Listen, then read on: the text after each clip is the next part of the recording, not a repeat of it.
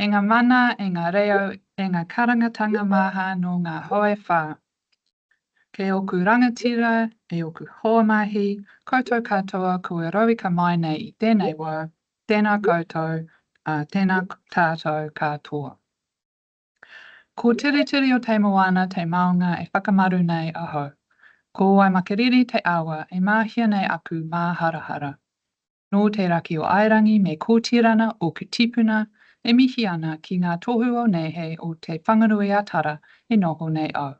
Ko RCP4 aho. Nō reira, tēnā koutou, tēnā tātou katoa.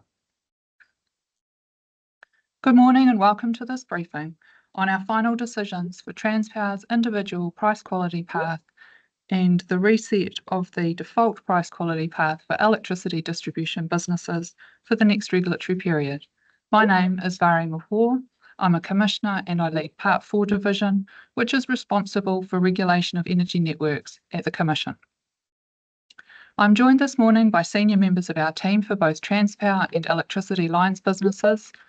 They will be available at the end of this briefing to help answer any questions you may have. James Mulrennan is with me and he will moderate any questions we receive. Please pop your questions into the Q&A function as we go along or at the end. I would like to note that this briefing is being recorded and will be published on our website in the next few days. Our final determinations and the accompanying papers have been published on the website this morning. I'm going to begin today's briefing by running through the final decisions at a high level. I will briefly cover key changes from our draft decision. Then I'll provide an overview of what our decisions mean for consumers, including bill impacts by region. After that, I'll take you through the context in which these decisions have been made before jumping into some of the details, first for Transpower and then for local lines companies. Our final decisions allow for a substantial increase in revenue for both Transpower and local lines companies to maintain network reliability and support growth. For Transpower, our final decision is to increase revenue by 16% in each of 2025 and 2026, and by 5% in each of the remaining years of the regulatory period to 2030. For local lines businesses, our final decision is to increase maximum revenue by 24% on average in 2025. This will be followed by lower business-specific price increases out to 2030. I'll go into more detail about the drivers behind the increased revenue shortly. The current quality standards are largely unchanged for all businesses, as they remain fit for purpose and we expect quality to be maintained at or above current levels. Revenue increases are funded by the consumers who use the network, so this will mean an increase in the prices most consumers see in their electricity bills.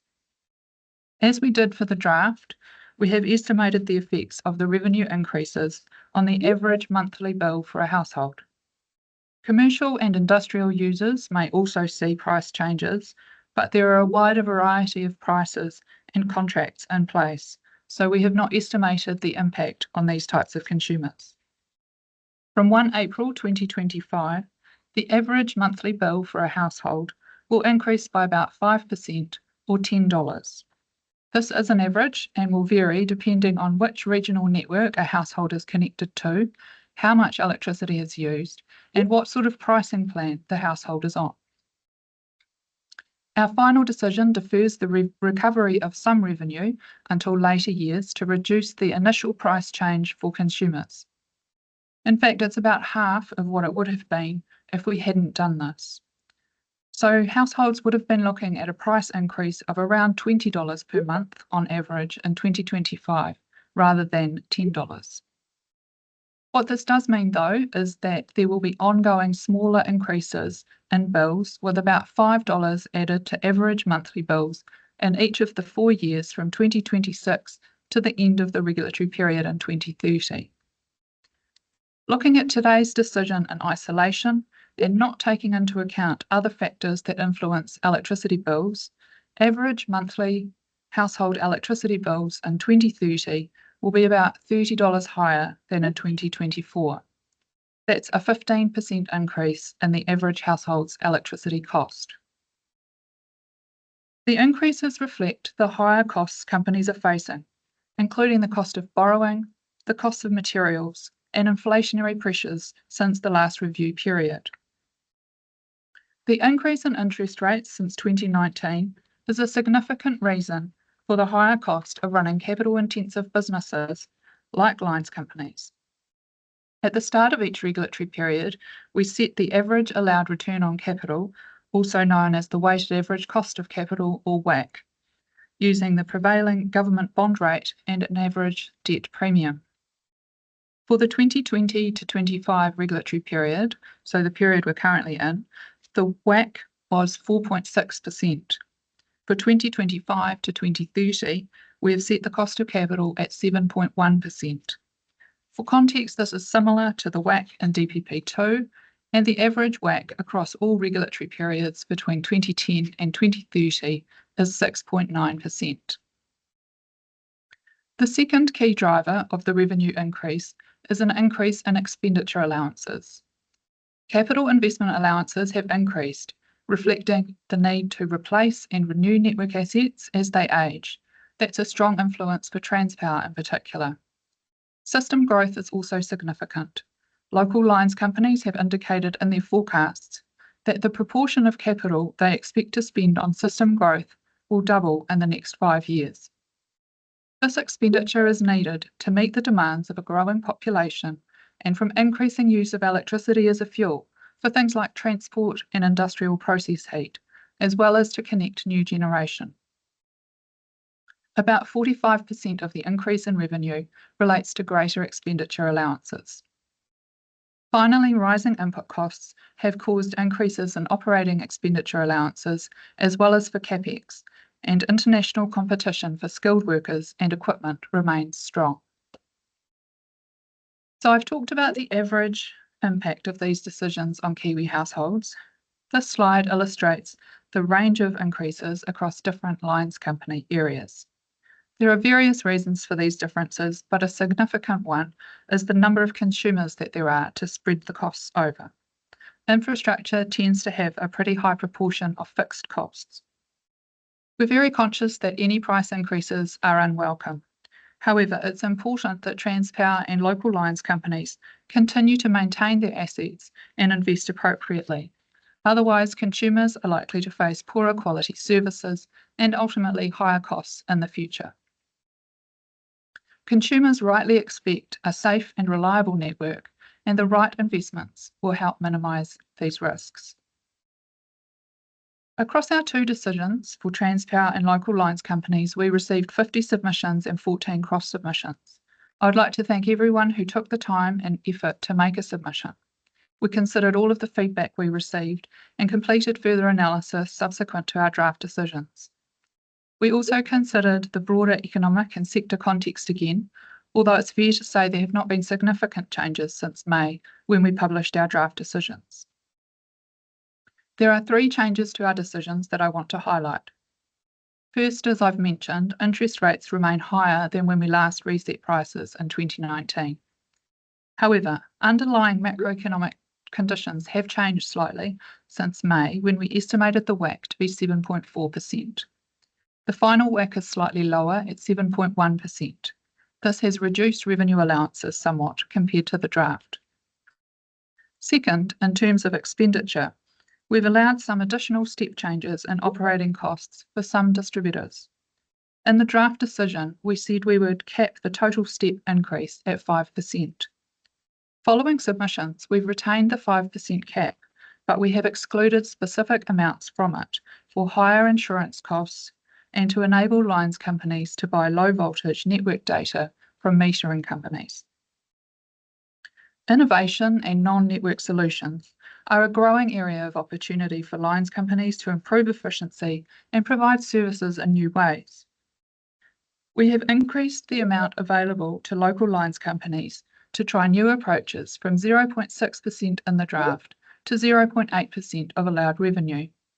This is about $90 million in total across all the businesses, available on application to us, specifically for innovation that is likely to provide consumer benefits.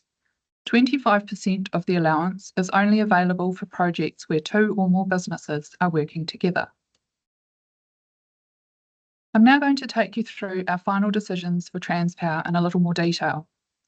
Just for clarity for those looking for documents, the majority of the decisions for Transpower, including those relating to expenditure and quality standards, were published on the 29th of August. The decisions we've published today relate to finalising Transpower's revenue allowance. I'm going to talk briefly about the overall decisions, however. Our final decision is to approve a revenue allowance of $5.9 billion for Transpower. You can see in the chart the step up from RCP3 that is the result of the increase in WACC and inflation, as well as our expenditure decisions. You can also see the effect of the smoothing of revenue that I talked about earlier. As you can see, revenue recovery has been deferred from 2025-26 to the later years of the period. Transpower put forward a substantial work program to replace and renew assets that were built in the middle of last century. Transpower's proposal was supported by robust analysis and mature asset health and risk models. It was comprehensively reviewed and verified, and we consider that Transpower has sufficiently made the case for the majority of its proposed expenditure. We have approved 95% of its proposed total expenditure. We consider the expenditure approved will enable Transpower to maintain a safe and reliable network as demand grows. While we're satisfied that most of Transpower's proposed work program is prudent, we think there is a risk that Transpower may not be able to recruit the workforce necessary to deliver its forecast work program due to workforce shortages and high international demand for specialist talent.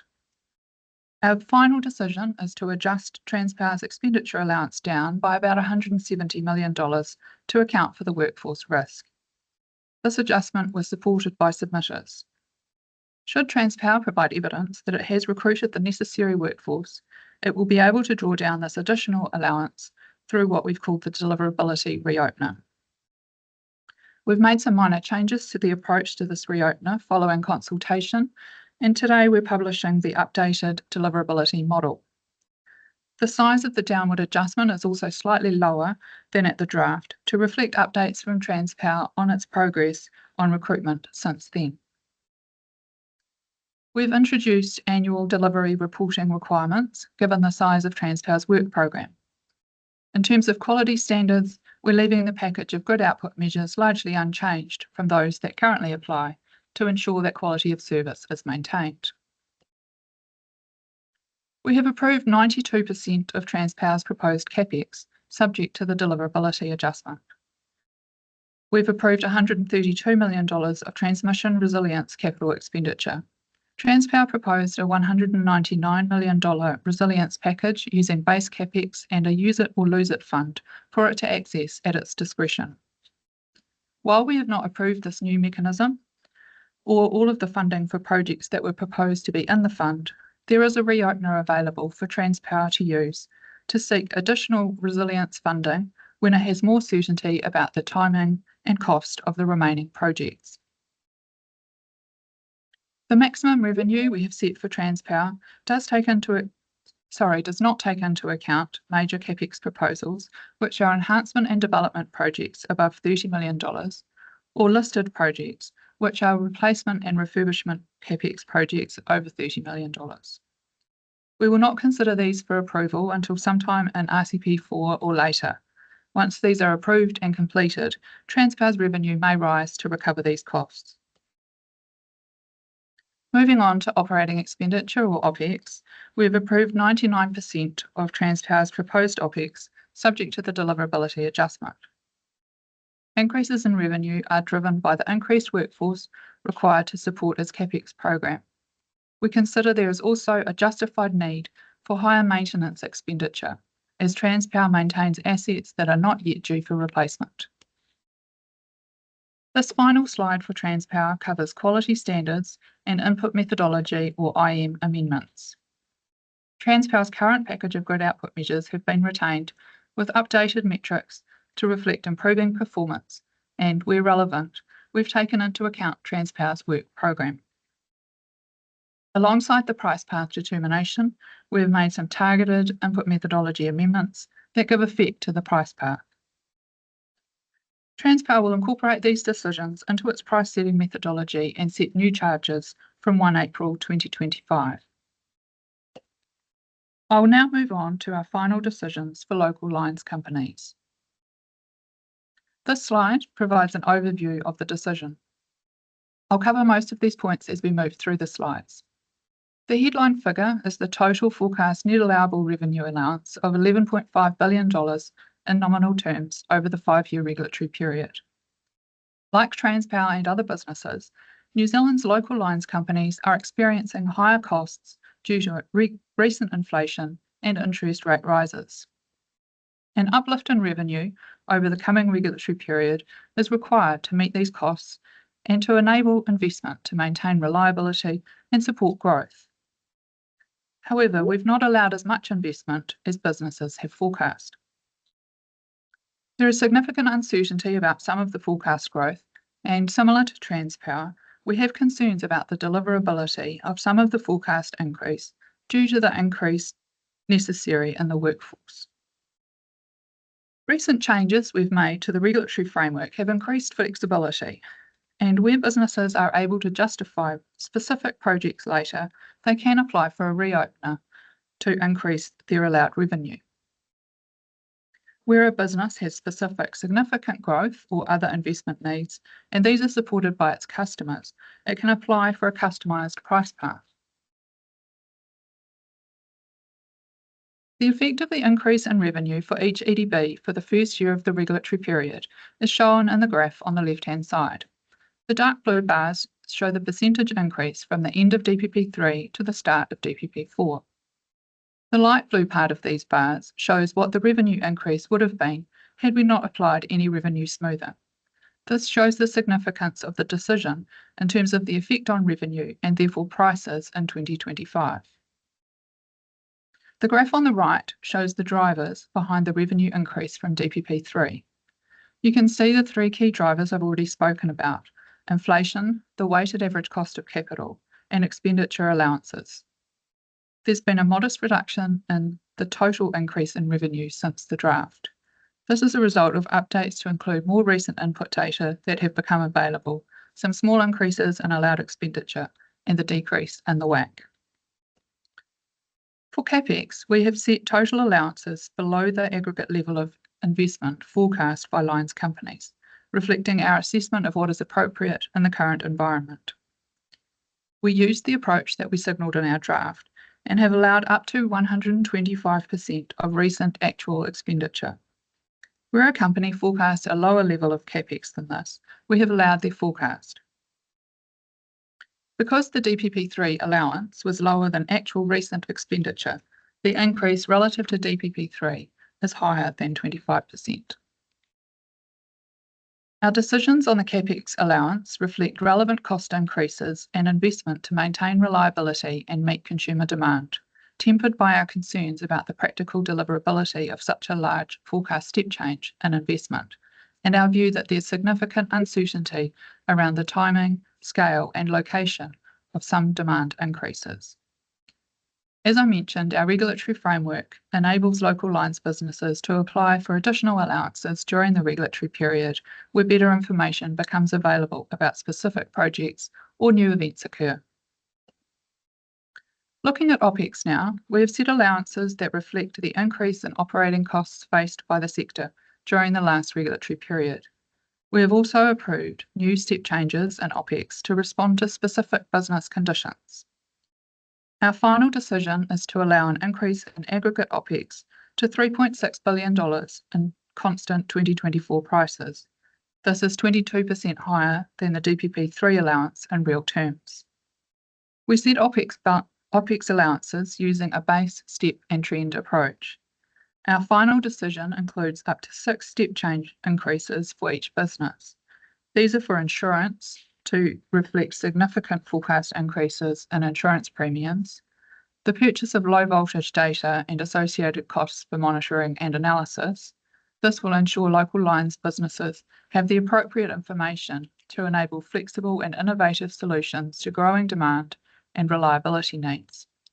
New cybersecurity costs, software as a service, as many lines businesses have signalled a transition towards cloud-based IT solutions, targeted allowances for new consumer engagement initiatives, and finally, a graduate program specific to Powerco to enable it to build and maintain capability within its business and the wider sector. In our draft decision, we applied a 5% cap on the total increase from opex step changes for each business. This was intended to protect consumers from the relatively limited scrutiny we have been able to give to the size of each step change. Our final decision is to maintain the 5% cap, but to exclude specified costs for insurance increases and access to low voltage network data, to recognise that these costs are relevant to all EDBs and were supported by independent evidence of their forecast size. Among the objectives of our decisions is ensuring that suppliers have incentives to innovate as well as to deliver services of the quality that consumers want.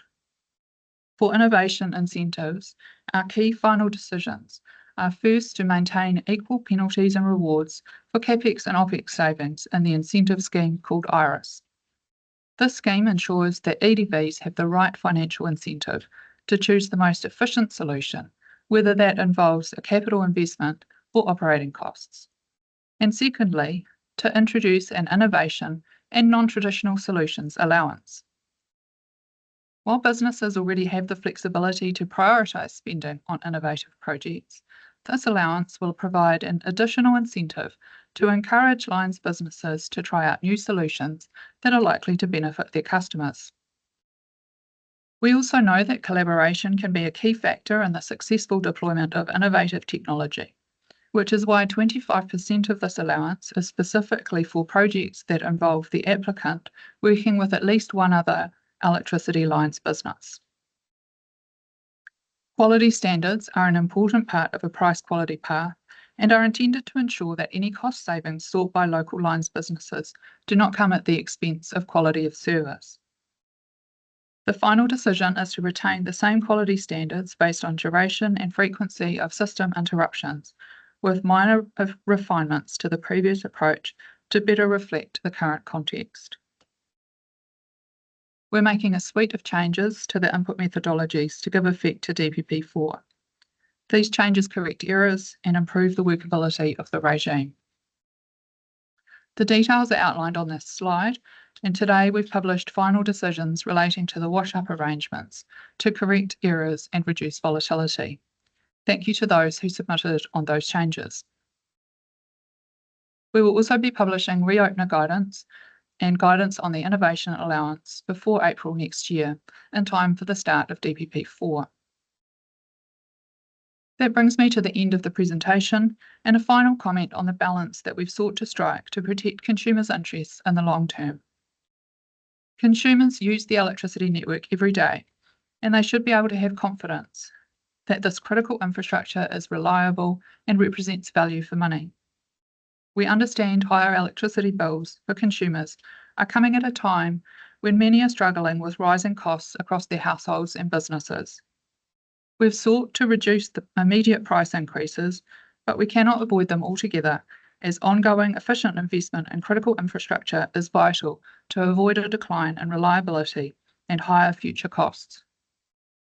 Our decisions allow for less expenditure than the business's forecast for the coming period, and we expect EDBs and Transpower to work effectively within our regime to efficiently deliver services, maximise the use of existing network capacity, and prioritise spending to meet consumer demands. Finally, I'd like to take this opportunity to thank everyone who has contributed to the process to set the price quality paths. Our final decisions reflect extensive consultation, and we received valuable insights from a wide variety of stakeholders. I appreciate the effort it takes to participate in consultation, and am grateful for all those who continue to engage with us to help make New Zealanders better off. Now we have time for some questions. If you haven't submitted your question yet, please feel free to do so using the Q&A function. James, have you got questions for us? Yeah, we've got one question here from Dale Paris, just asking about what are the minor refinements to the quality approaches for EDBs? So the quality changes really relate to just updating the levels. I might just ask Simon to comment on this. Please, Simon. Sure. So I guess the primary changes we have is we've increased the offset which is available for the innovative and non-traditional solutions allowance. So that we moved from 0.5% to 1%, and we've made some clarification on when that can be applied for within the reasons paper. We've shortened the reference period for planned interruptions from an 8-year period to a 7-year period, and we've changed the incentive rate, which was for notified interruptions, which was different between the quality standard and the quality incentive scheme to match what it was in DPP3 to reflect stakeholder submissions. Thanks, Simon. And then another question here on the collaborative portion of the Insta allowance. This is also from Dale. Does it have to be with another EDB, or could it be with another company within the another business other than EDB?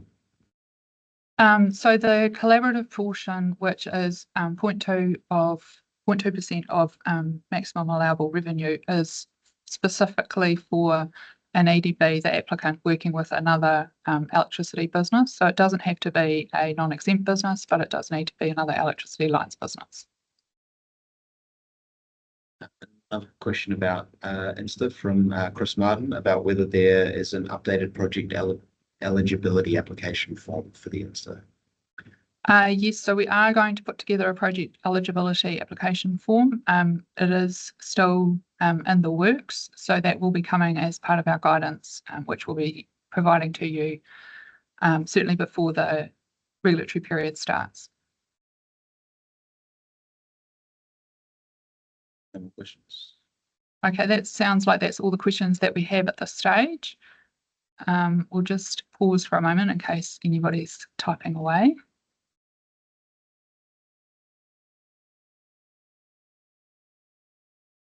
No, it sounds like that's all we have. Please do get in touch with the team if there's any further clarifications that you require. Thank you all for your attendance this morning. We look forward to ongoing engagement with you during this upcoming regulatory period. And finally, I'd like to take this opportunity to wish everyone a safe and enjoyable holiday season. Nō reira, tēnā koutou, tēnā koutou, tēnā tātou katoa.